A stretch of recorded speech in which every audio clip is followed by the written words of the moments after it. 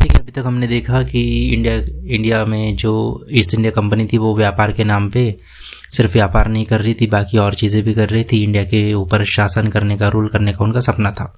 तो इंग्लैंड के पार्लियामेंट ने ये देखा और इंग्लैंड के पार्लियामेंट ने उनको रेगुलेट करने का निर्णय लिया।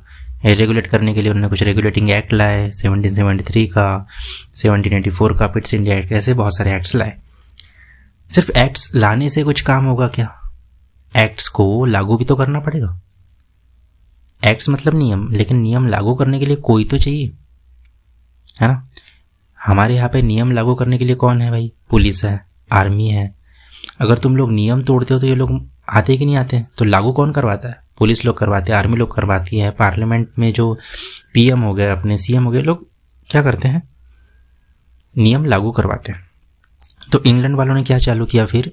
सिविल सर्विसेज नाम की एक सर्विस चालू की, जिसका काम था कि जो भी लॉज बनाए जाएंगे, जो भी एक्ट्स बनाए जाएंगे, उनको लागू करना। क्या नाम था भाई? Civil services. ठीक है। अब सिविल सर्विसेज को सबसे पहले लाने वाला आदमी कौन था? Lord Cornwallis. अगर इसका नाम तुम्हें याद ना रहे तो तुम बहुत ही गहरी भूल में हो जाओगे, क्योंकि आज का जो यूपीएससी का पेपर होता है, जिसमें लोग आईएएस आईपीएस बनते हैं, कलेक्टर बनते हैं, जो ब्यूरोक्रेट्स बनते हैं, वो इसी की देन है। जो तुम्हारे सिविल सर्विसेज के पेपर्स जो होते हैं आज, वो इन्हीं की देन है। लॉर्ड कॉर्नवालिस ने ब्यूरोक्रेसी मतलब वही चीज़, यूपीएससी वाले जो लोग बनते हैं ना, वही चीज़ है। आईएएस आईपीएस लोग जो बनते हैं वो ये चीज़ है, सिविल सर्विसेज बोलते हैं उसको। तो इन्होंने इंट्रोड्यूस करवाई थी इंग्लैंड वालों ने, ताकि जो नियम ये लोग बनाते हैं, जो रेगुलेटिंग एक्ट ये लोग बनाते हैं, वो लागू हो सके। ठीक है, ओके। तो इसमें क्या था? मेन आदमी कौन था फिर ब्यूरोक्रेसी में तुम्हारा सिविल सर्विस में? District collector.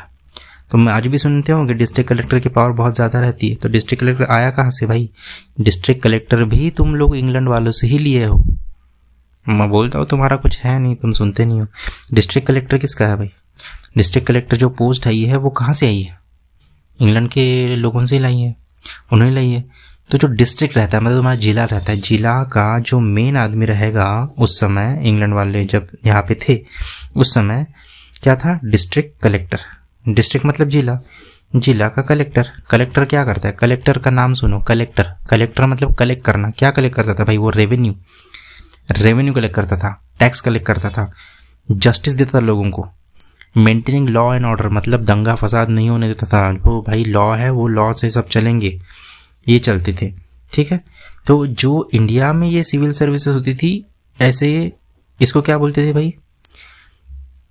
Indian civil service की एग्जाम, मतलब ICS, इंडियन सिविल सर्विसेज की एग्जाम कराते थे वो लोग पहले, इंग्लैंड वाले लोग, ताकि इंडिया में जो लोग लॉ लागू करवाए उनकी पहले औकात तो समझे तुम, कि भाई ये लोग लागू करेंगे क्या नहीं करेंगे, इनको समझ में आएगा ही नहीं आएगा। तो एग्ज़ाम लेते थे, उसके एग्ज़ाम का नाम क्या था?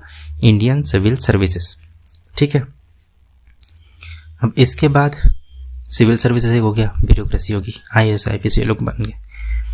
उसके बाद क्या भाई? मिलिट्री एंड फोर्स, मिलिट्रीज को भी इन्होंने लाया। ठीक है। अब मिलिट्रीज ने इन्होंने लाया तो मिलिट्रीज क्या करेंगी? जो नई नई इंडिया में जो जगह बची है, जिसको टेरिटरीज बोलते हैं, एरियाज को क्या बोलते हैं? टेरिटरीज। उनको रिवॉल्ट करेगी। मतलब जो समझो इंडिया के बचे कुछ राजाज थे जो इंग्लैंड को मान नहीं रहे थे, मतलब इंग्लैंड की अथॉरिटी को मान नहीं रहे थे, वो इंग्लैंड से बगावत करना चाहते थे, तो उनको दबाने का काम कौन करता था? Obviously military. इंग्लैंड की मिलिट्री करती थी, इसलिए इंग्लैंड की मिलिट्री वहाँ पे लाई गई। तीसरी चीज़, जुडिशियल सिस्टम। अब जुडिशियल सिस्टम क्या करेगा भाई? न्याय देगा, सीधी सी बात है।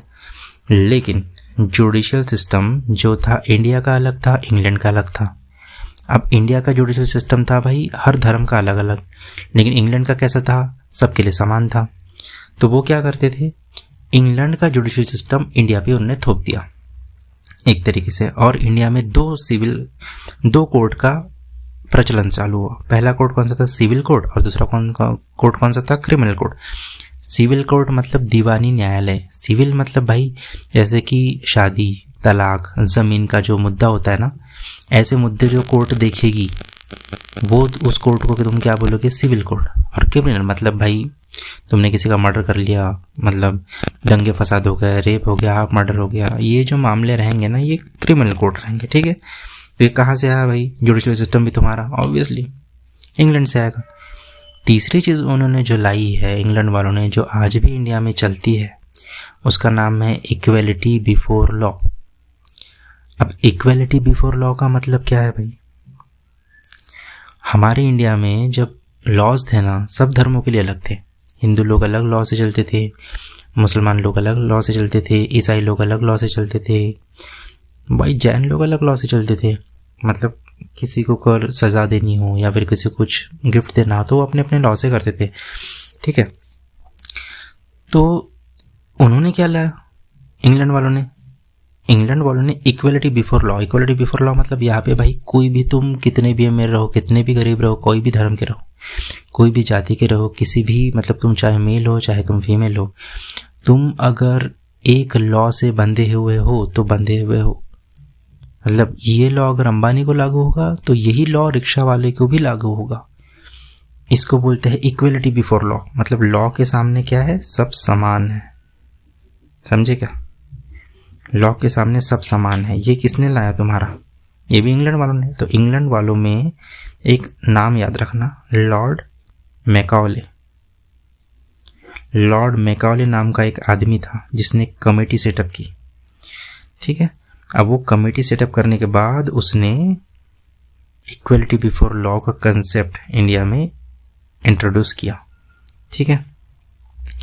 अब इकोनॉमिक पॉलिसीज ऑफ ब्रिटिश। अब ब्रिटिश जो थे, बाकी लोग भी इंडिया में आए, ऐसा नहीं कि भाई सिर्फ ब्रिटिश ही आए थे, फ्रेंच भी तुमने देखा, फ्रेंच आए थे, डच आए थे। तो इन्होंने क्या किया, जो इंडिया में जो व्यापार चलता था, इंडिया में जो पैसे का लेन देन चलता था ना, वो इंडिया के हिसाब से चलता था। उसमें फ्रेंच वालों ने, डच वालों ने, किसी और ने कोई दखल अंदाजी नहीं की, जैसा चलता था वैसे ही चलने दिया। इंग्लैंड वालों ने क्या किया? इंग्लैंड वालों ने इंडिया का जो व्यापार करने का तरीका था उसमें ही हाथ डाल दिया, उसमें उसने दखल अंदाजी कर दी। और उसने, क्योंकि वो भाई उनके यहाँ पे इंडस्ट्रियल रिवोल्यूशन हो चुका था, फैक्ट्रीज आ चुकी थी, मशीन्स आ चुकी थी, तो वो लोग क्या करेंगे, अपने हिसाब से ही व्यापार को करेंगे ना।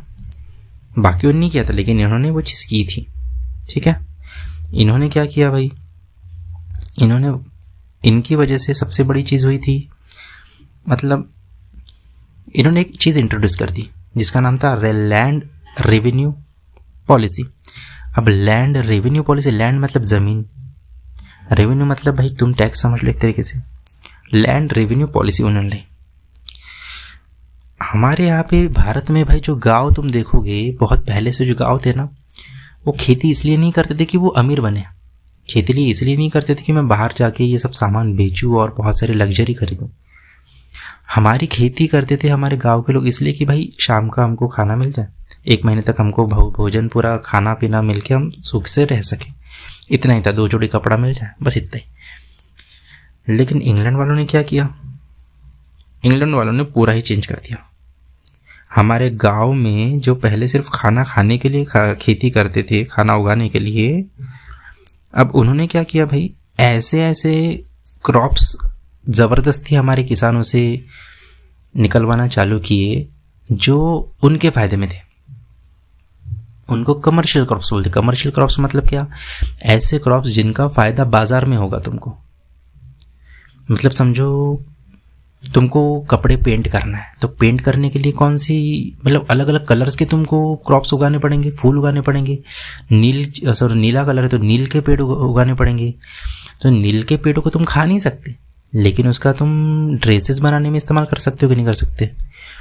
तो किसानों के लिए नील ज़्यादा इम्पोर्टेंट था या मैं गेहूँ इम्पोर्टेंट था? गेहूँ इम्पोर्टेंट था, लेकिन उनको ज़बरदस्ती नील उगवाया गया कि भाई तुम ज़बरदस्ती करो, क्योंकि हमारे फैक्ट्री में क्या बन रहे हैं भाई, कपड़े बन रहे हैं, तो कपड़े को कलर करना है तो हमको ये वाले पौधे उगवाना पड़ेगा तुमसे ज़बरदस्ती। तो ज़बरदस्ती पौधे उगवाते थे। दूसरी बात, वो लोग फार्मर से, हमारे किसानों से इतना टैक्स लेते थे कि भाई हमारे फार्मर्स वो खाने को नहीं रहता था, पैसा ही नहीं रहता था उनके पास। ज़बरदस्ती का तुम गेहूँ नहीं उगा रहे हो पहले तो खाने को नहीं मिलेगा। दूसरी चीज़, तुम नील उगा रहे हो, नील उगाने के बाद वो तुम बेच रहे हो किसको, ब्रिटिश और उसको खुद को, जो वो खरीद रहे हैं, लेकिन बहुत कम दाम में, मतलब बहुत ही कम दाम में खरीद रहे थे।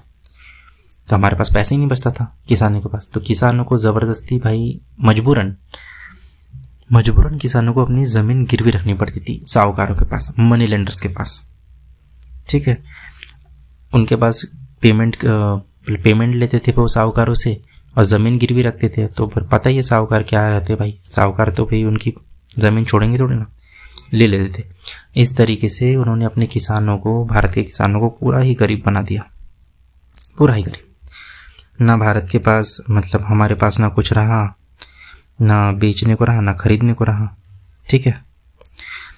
उसके बाद क्या हुआ, फेमाइन हुआ। फेमाइन मतलब क्या, फेमाइन मतलब भाई दुष्काल। दुष्काल मतलब कि क्या बोलेंगे उसको, अकाल आ गया।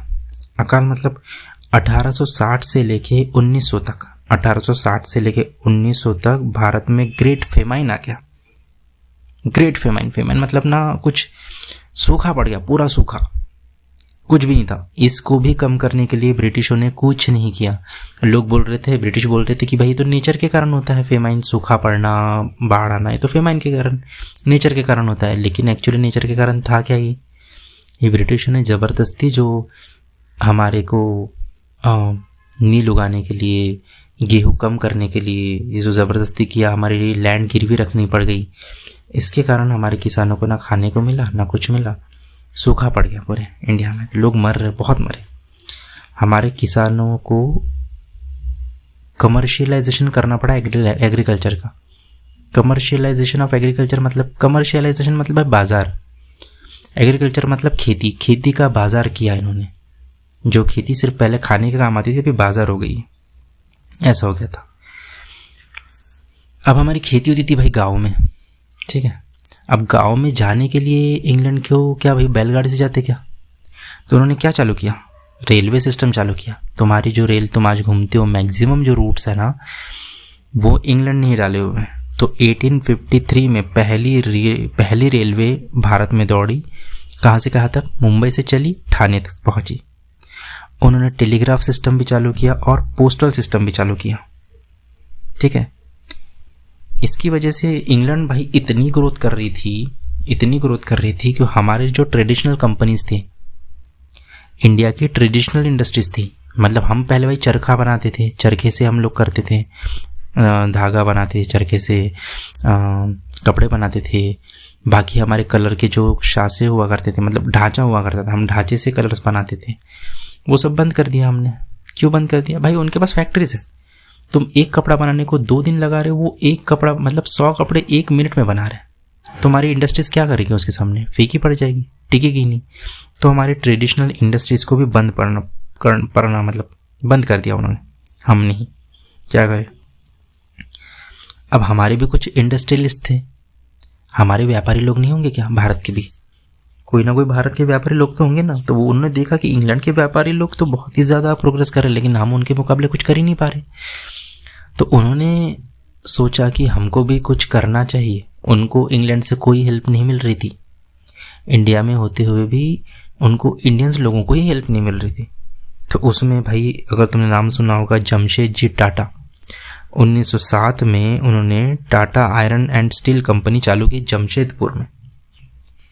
जमशेदजी जो तुम टाटा देख रहे हो ना आज, टाटा कंपनीज, ये उन्होंने स्टार्ट की थी जमशेदजी टाटा ने 1907 में।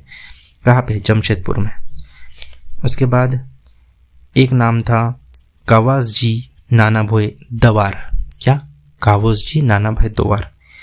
1853 में इन्होंने पहली टेक्सटाइल मिल इंडस्ट्री खोली। टेक्सटाइल मतलब भाई मतलब कपड़े बनाने की इंडस्ट्री ने चालू की, जूट मिल चालू की। कहाँ पे, बंगाल में। कहाँ पे, बंगाल में, ठीक है। अब उसके बाद क्या है, social and cultural effect. Social and cultural effect मतलब भाई क्या, डेमोक्रेसी थी क्या हमारे पास, नहीं थी, हमने वही से लाई। नेशनलिज्म, राष्ट्रीयता। भाई इंडिया एक था क्या उस समय, मराठास अलग, सब अलग, बंगाल अलग, मैसूर अलग। तो इन्होंने नेशनलिज्म लाया। नेशनलिज्म मतलब तुम सब एक हो। इंग्लैंड जैसे, वहाँ पे इंग्लैंड है तो इंग्लैंड ही है, वहाँ पे मराठा नहीं है, बंगाल नहीं है, मैसूर नहीं है। वैसे नेशनलिज्म की जो वैल्यू है, नेशनलिज्म की वैल्यू किसने लाई, उन्होंने लाई। डेमोक्रेसी, पार्लियामेंट उन्होंने लाई, लिबरलिज्म उन्होंने लाया, ठीक है। तो इस तरीके से तुम इंडिया को देखोगे, कि इंडिया कैसे बदल रहा है इंग्लैंड के, जब इंग्लैंड यहाँ पे मौजूद है तब। ठीक है।